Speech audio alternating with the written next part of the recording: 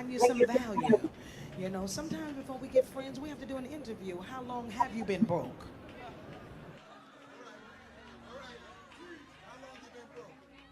How many times have you changed your name on your light bill? How many of your bills in your little cousin's name? Do you live in a trailer home or a house? You know, you understand. And it's not about status or material things. It's just about choices. You know, life is different now. And you know, we are at church. Thank God we're here. Those of us who are walking by faith without a mask and no vaccine. And so we honor the Lord. God is good. I respect all of the men of God here and respect you. Can y'all clap so I don't feel strange right about now? Hopefully we'll get a chance to meet each other when y'all invite me to come to your church. I'm not as expensive as I seem. And so, I don't know, maybe you got a little left over from your PPP loan. Prayer, praise, and power. You understand? Amen. Isn't the Lord great? Amen. Amen.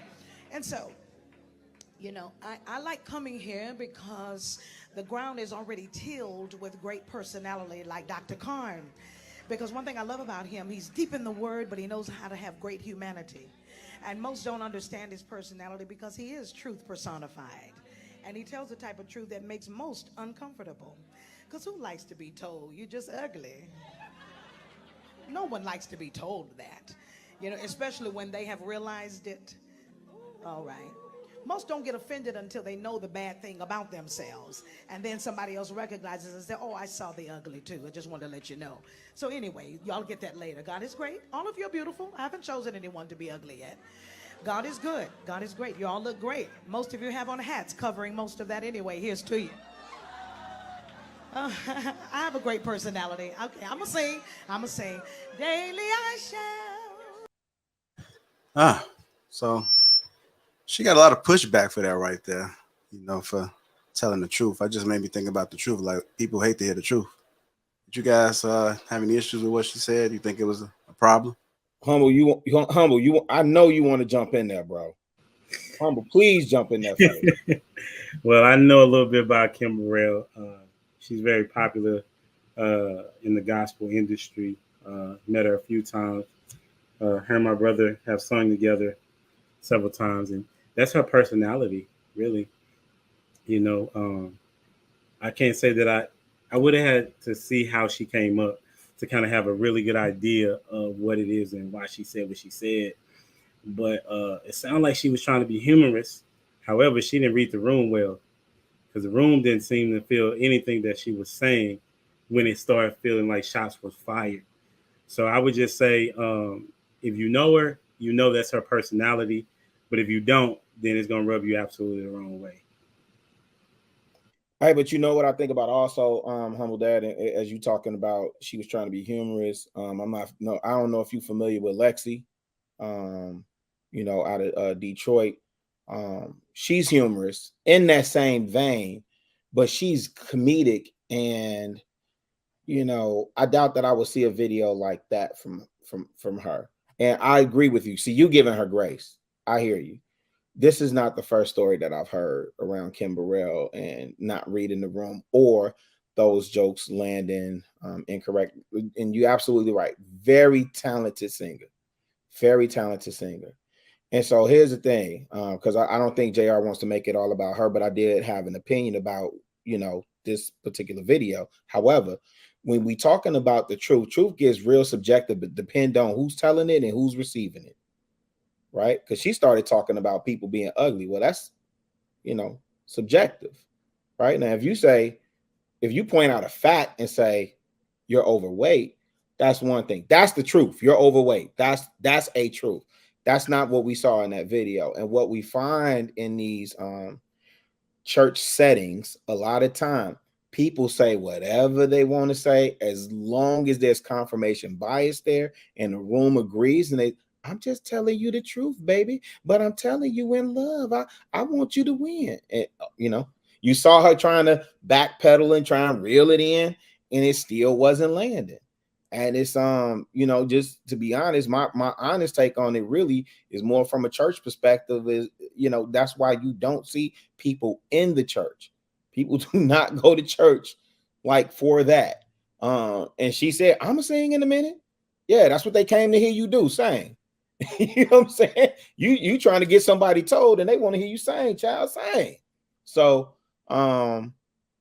you know, I think with Kim Burrell in particular, I hear you, humble dad. I do know that's her industry reputation, that's her personality. And you know, you either chew the meat, spit the bones. I mean, she's still getting booked for stuff, right? But it's one of the reasons why you just see people turn away from the church, man. To me. But ultimately, for what JR is saying in terms of the truth hurts, I just think, especially in the church, people get to say, well, I'm just telling you the truth only when you in the church. It's just the truth, baby. And there's no empathy, there's no compassion. It's just, I'm gonna say what I'm gonna say, and you just got to deal with it. Anybody else want to chime in on? I ain't really had too much of a problem with it. I'm gonna be honest. She reminded me of like my older aunties and great aunts. And when you go to that family function and you done got a little too big and say your ass is getting fat, ain't you? You getting rounded. They just blunt, just straight out. That's just what it is. You know what I'm saying? So that doesn't rock me at all when she get to throwing out those kind of, you know, unfortunate facts. That's what, you know, that's what a lot of my aunts always hide behind. It's like, well, damn, I'm telling the truth. Am I lying? You know what I'm saying? So people say they want the truth. Then when they get it and it's uncomfortable, they got a problem with it. You know what I'm saying? It's me personally, I don't have a problem with it as long as it's the truth. Now, if it's insults or opinion, then we can go back and forth on that. But I mean, you know, a lot of what she said was true. People don't like hearing that shit, but I mean, it's the truth. Do better if you don't want to hear it, or remove yourself from that person's realm or domain. Going by what Humble Dad said, this is her personality. This is how she is. So everybody in that building pretty much is familiar. I would think to some extent. It's kind of the same thing that, you know, people used to get on Kevin Samuels about. It's like, oh, he's so blunt, he's so irate, he's so rude. Yeah, but he's been doing this for years. You've been watching it for years before you came up there. But then you come up there and he get to telling your ass truth that you don't want to hear in a tone that you don't want to hear it in. Now it's a problem. But you knew what you were signing up for. So I don't know, man. I'm just not the kind of person to take things personal like that, as long as it's truth and it's not opinion. Because if it's opinion, then I'm gonna respond with my opinion, and then we can have that back and forth. But yeah, no, I ain't had too much of a problem with what she said. Me neither, bro. Like, I was thinking about this on my way to the gig today, right? It's funny how people have problems with truth, right? I ain't gonna even say truth, the delivery when it applies to them, when it doesn't benefit them. You know what I'm saying? When it don't hit right. Like, if you seen $1,000 in the street, you wouldn't care how it was delivered there. If somebody robbed somebody, that somebody beat up somebody's grandmother and she dropped that $1,000, you wouldn't care, because that $1,000 benefits you. You would pick it up off the ground and wouldn't care two shits about it. Right? Everybody on this delivery thing, it's the truth. Right now, I'm sorry. No, I was gonna say, and then call it a blessing. Right. You know what I'm saying? It's all depending how it affects you, right? What bone it hit with you, right? Now, my problem is with the churches, period. You know what I'm saying? That's the big thing. You know what I'm saying? You gonna tell she basically telling the congregation, y'all ain't shit, but you know she gonna ask them to put that plate around. No, she's not gonna ask to push a plate around. She already got paid, bro. He already got paid. So I just even worse. But well, they gonna pay her. She got a rider. She's, you know, a lot of these gospel singers. She's still gonna push it though. That's part of the deal. Nah, she ain't pushing the plate. But let me ask you this: pushing P. Okay, pushing the plate. Yeah. What truth did she tell in that segment? The truth she told, like a lot of them people ain't got bills in their kids' name, their auntie name. You know what I'm saying? You call back about that congregation? Yeah, somebody do. And if you don't really, why you taking offense? Okay. So again, here's the perspective for me, Ricky. Because you're in a church there's a certain expectation and a level of exhortation, right? So I get it. And I get y'all coming from a different perspective. Trill, she's not their pastor.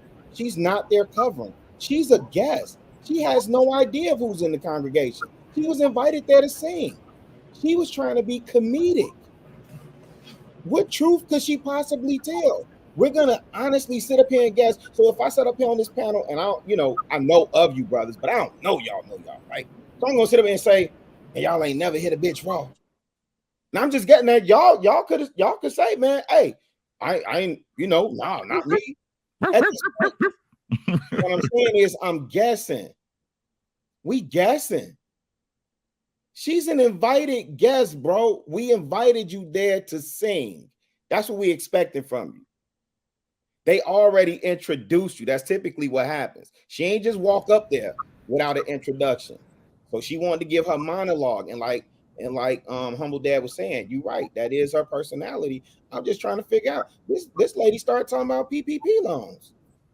And then when the joke didn't land, what she switching to? Power, praise, and something, prayer.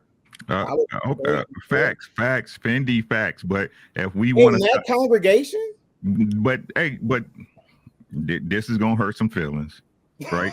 It's about to hurt some feelings, right? But if you want to be honest, if we're talking about honesty and transparency, right? You are in a black church. If we being honest, the black church is a hustle. Isn't ideally what you want it to be? Great. Yeah. Okay. Yep. Fine. Right? To a lot of people, maybe I'm incorrect, but the church is just like the club, just with worse music.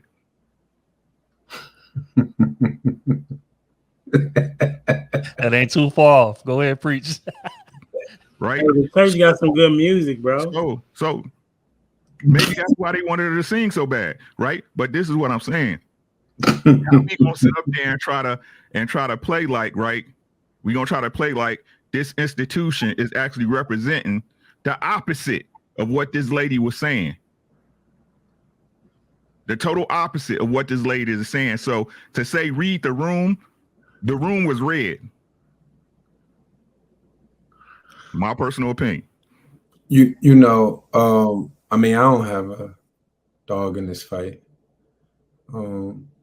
However, I definitely understand exactly where the brother's coming from about truth is truth. I mean, our guiding rules of conduct, we believe speak truth regardless of circumstances.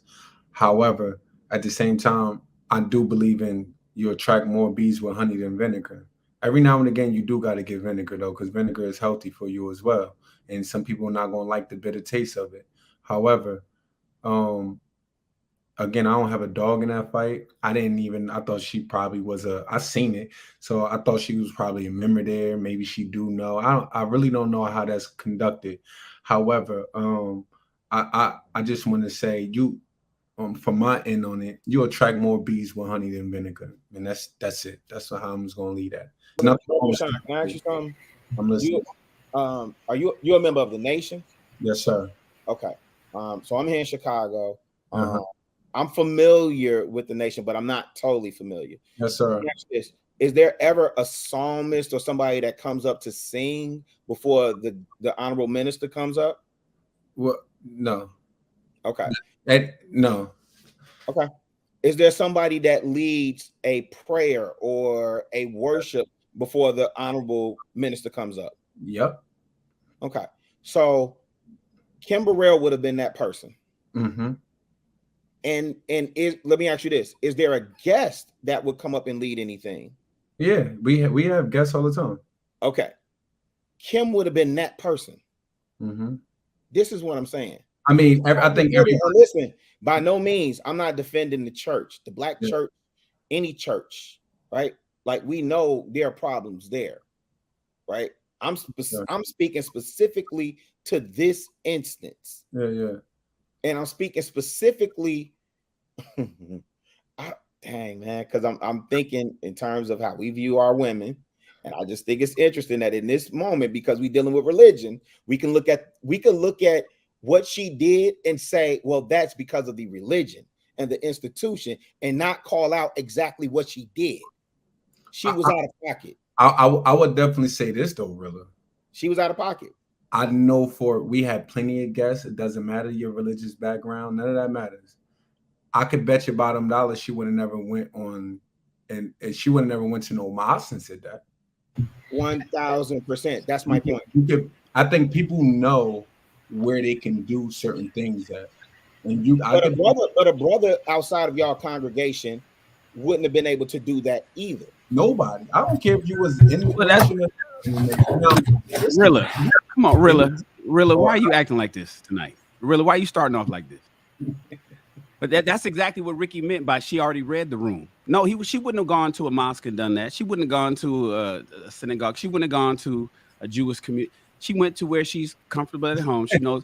First of all, you talking about she should have just went up there and shut up and sing. Is what you basically saying, right? Just shut up and sing. But with Kim Burrell.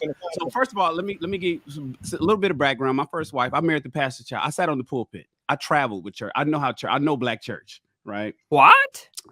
Counted the money in the back. Ripped the envelopes open. That's why I was saying she still would have called for an offering, regardless if she got paid or not. The point is, she's an evangelist. So she sings, but she's also an evangelist. An evangelist, what part of their thing is to spread the gospel typically from a woman's standpoint. So for her to go up and do what she said is what she does everywhere she goes. That's why she's who she is. That's why churches want her, invite her, and give her a love offering and do all the kind of stuff that she does. The only thing that she got in trouble for was the ugly comment. It wasn't everything else she said was true. You know, because black people are black people. Let's keep it 100. You know, yeah, the PPP loan, everybody in there I can identify with everybody on this panel know what the PPP loan is. Everybody in the chat knows what the PPP loan is. Everybody in that church knew what the PPP loan is. Yeah, she softened it up, but we all know because we black folk. And this is Black America. So when she came up and she said what she said, they only got mad because of the ugly part, which is part and parcel why everybody's mad at Kevin Samuels. You can't call women ugly in America, not no black women. That's off limits. You can't do that. Women, whether you're a man or a woman, that's illegal in terms of the community.